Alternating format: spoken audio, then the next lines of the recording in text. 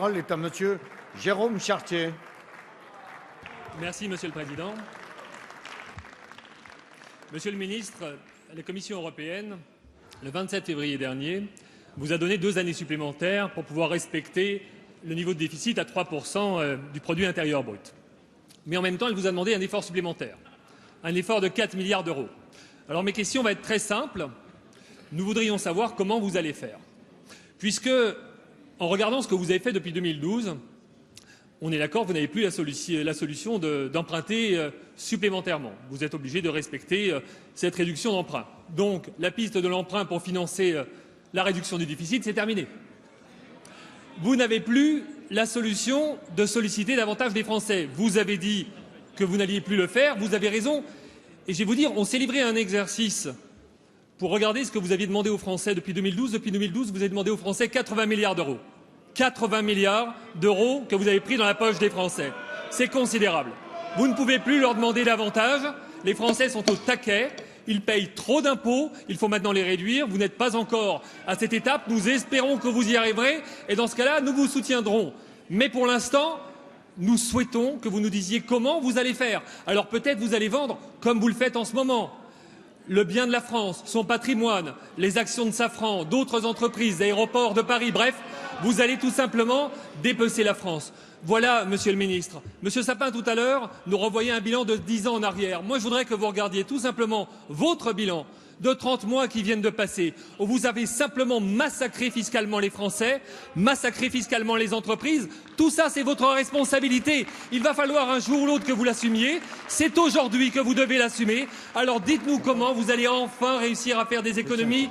Depuis 2 ans, on vous demande de faire des économies. On n'en a pas vu la queue d'une seule d'économie. Alors c'est le moment de les faire, c'est le moment de les proposer, c'est le moment de nous les annoncer.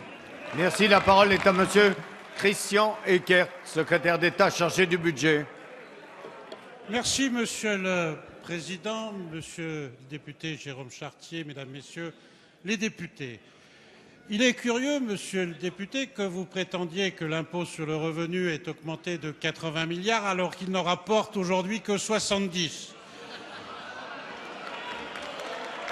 Je voudrais vous rafraîchir. Allez, s'il vous plaît, rafraîchir la mémoire. on écoute la réponse. Monsieur Jérôme Chartier. S'il vous plaît.